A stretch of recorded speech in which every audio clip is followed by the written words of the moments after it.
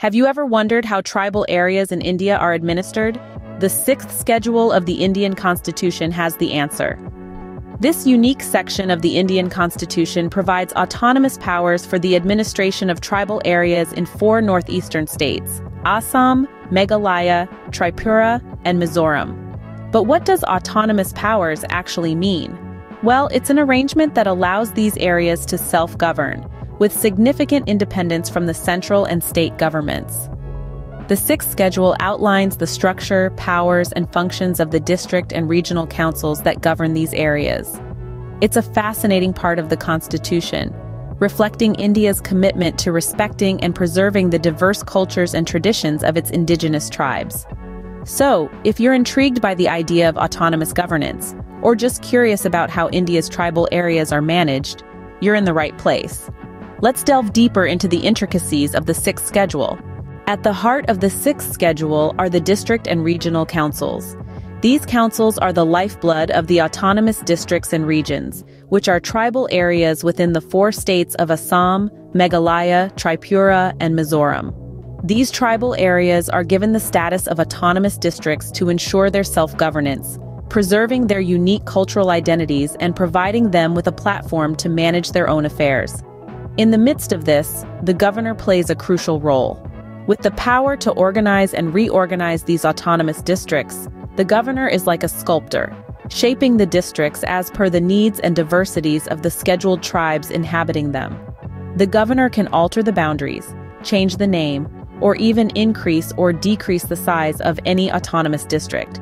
Now let's delve into the composition of these district and regional councils. Each autonomous district is governed by a district council consisting of up to 30 members.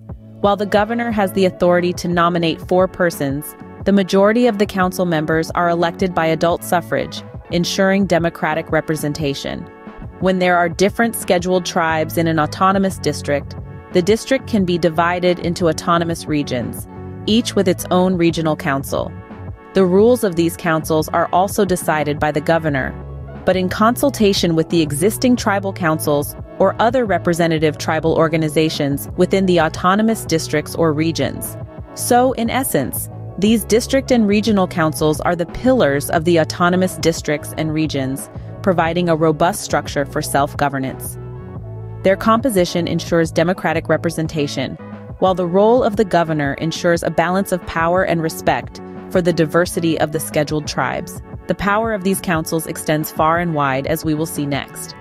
The district and regional councils are armed with an array of powers. These powers, granted by the sixth schedule of the Indian Constitution, are designed to provide these councils with the autonomy they need to govern their respective regions effectively. Firstly, let's delve into the legislative powers of these councils. They are given the authority to make laws pertaining to land, forests, and water sources, amongst other things.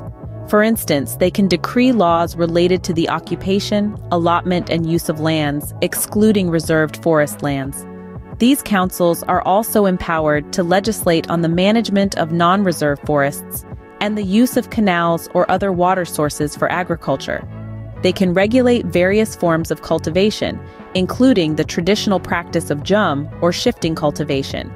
Now, let's shift our focus to the financial powers of the councils. They are entrusted with the responsibility of assessing and collecting land revenue. Furthermore, they can impose taxes on various facets of life within their jurisdiction, such as professions, trades, animals, and vehicles.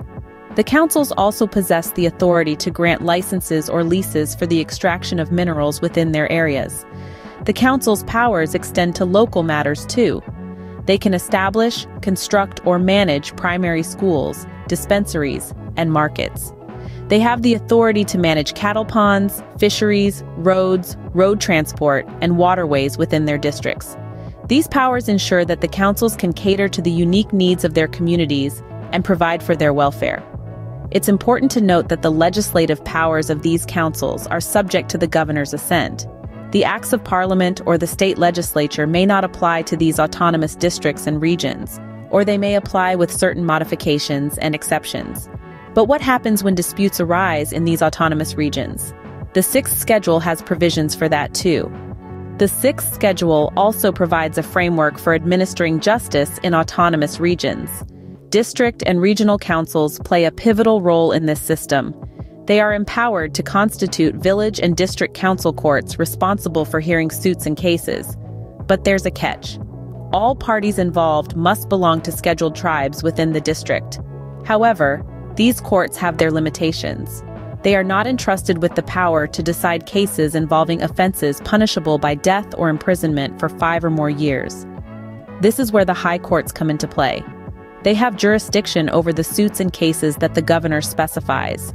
This system ensures that tribal customs and laws are respected, while still keeping a check on the administration of justice in these autonomous regions. So, that's a brief overview of the sixth schedule of the Indian Constitution.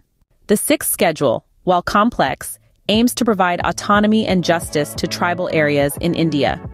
In our journey today, we've delved into the intricacies of this important part of the Indian Constitution. We've discussed how it administers tribal areas in the states of Assam, Meghalaya, Tripura, and Mizoram through district and regional councils. These councils, constituted for autonomous regions, are empowered to make laws related to land, non-reserve forests, agriculture, village or town councils, inheritance of property, and social customs. They also have the authority to manage primary schools, dispensaries, markets, and more within their jurisdictions. The councils also play a key role in the administration of justice, with the ability to constitute village and district council courts for trials involving scheduled tribes. However, cases involving severe punishments are under the jurisdiction of the high courts. Remember, understanding our Constitution is the first step towards becoming an informed citizen. Until next time.